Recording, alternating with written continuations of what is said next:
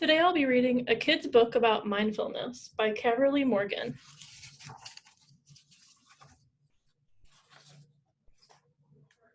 Who are you? Have you ever asked yourself that question? You might answer by saying, I am tall. I'm from New York. Or how would you answer? But is that who you are? Or are those just descriptions? You might also answer by saying, I like dancing. I don't like trying new foods. Or how would you answer? But is that who you are? Or are those just likes and dislikes? You might even answer by saying, I'm the best at soccer. I'm the worst at math. Or how would you answer? But is that who you are? Or are those just thoughts?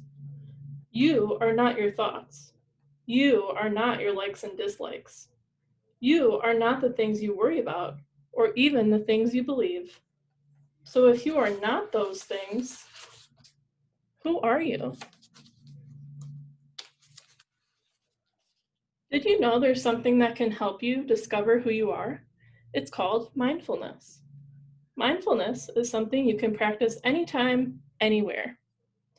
Mindfulness is a way of being here right now. Mindfulness brings you to what's real and true. It brings you to who you already are. It brings you here. It brings you now. Some people think mindfulness is about getting rid of thoughts, which would actually be impossible because you have thousands and thousands of thoughts every day. About being calm, which would get boring after a while because you'd miss out on getting excited or laughing your head off or letting yourself be really sad because it's been a hard day. About fixing yourself to be perfect, which wouldn't even make sense because perfect means something different to everyone anyway.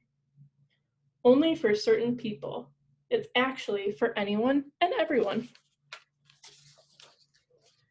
Mindfulness is a practice of remembering. So what are we actually remembering?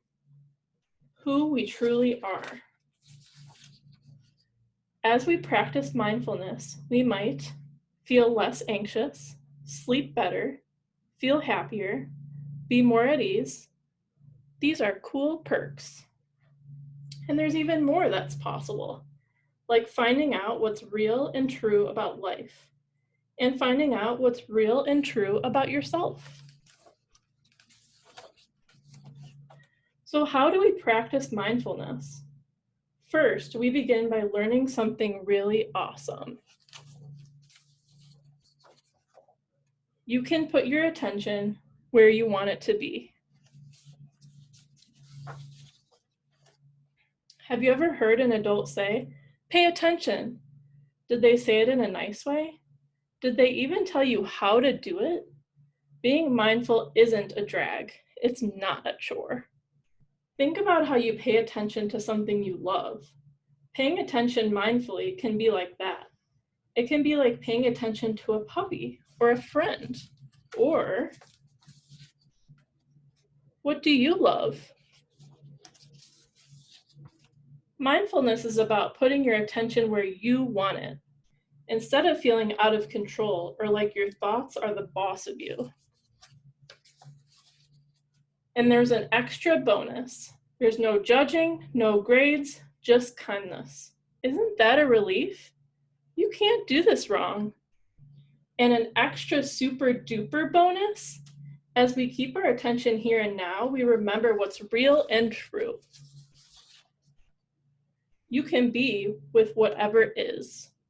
You can be with anger. You can be with excitement.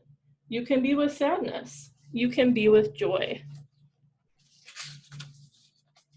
You are like the space of a cup that can hold whatever gets poured in. But if your attention is on yesterday, you might forget. If your attention's on tomorrow, you might forget. And that's not bad or wrong. You just know you've got options.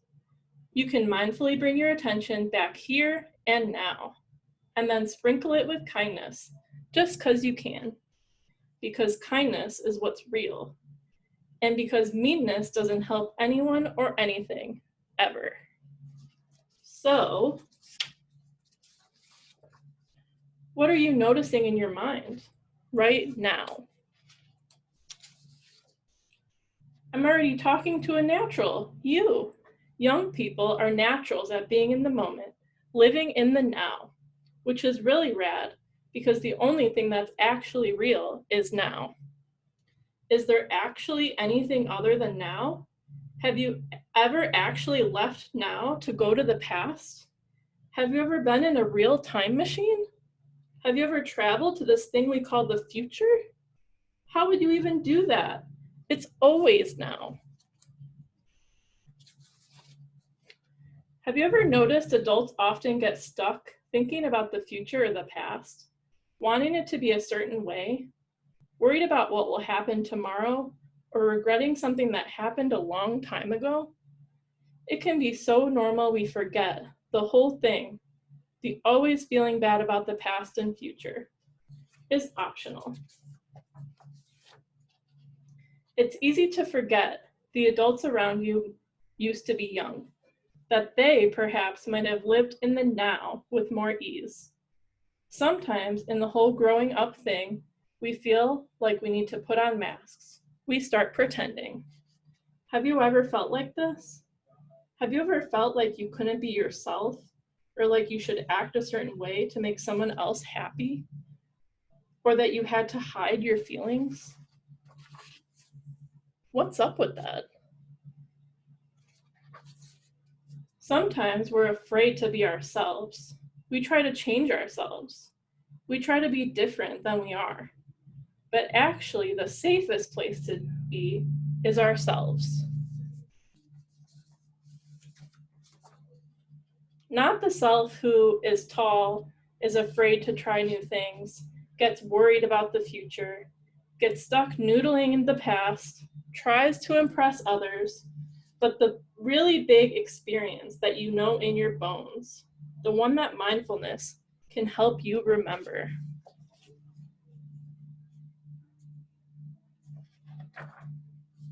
The experience of being just as you are, of remembering that you are more than your thoughts. You are whole. You are unbreakable.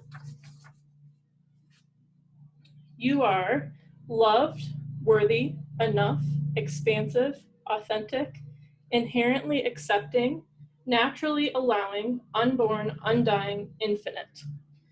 What you are is so much bigger than any thought, any mask, any belief, any fear, anything. When you know who you are, you tend to feel confident, unstoppable, grounded, at ease. But not because you aced a test, or made your parents happy, or said the right answer, or made a good joke. Mindfulness helps you get in touch with something deeper than that. When you are alone, when no one is watching, when you aren't comparing yourself to anyone else, who do you like to be? Who are you when you know you're happy? Even though hard things will happen, it helps to remember that you might feel sadness or hurt or anger about that hard thing, but you are not that hard thing.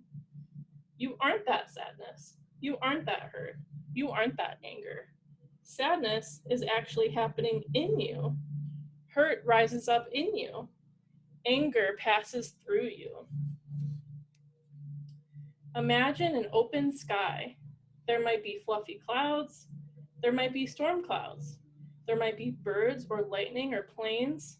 They all pass through the same open sky. Whatever passes through the sky, does it change the sky? No. The sky is always here. It doesn't change. You are like that. When you forget who you are, when you think you're your thoughts, when you feel stuck, or you put on a mask, or you feel overwhelmed, what can help you remember now? Another way to talk about being here and now is is presence. What can help you remember presence? What can help you remember you? How about the breath? What's so awesome about the breath? It's always here and now. The good news? If it weren't, it would be because you're dead.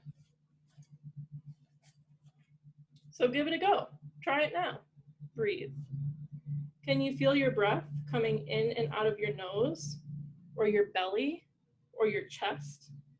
Try counting each breath and see if you can get up to 10. Once you're at 10, start again at 1. Try this for a minute and see how you feel. What did you notice? Enjoy the breath.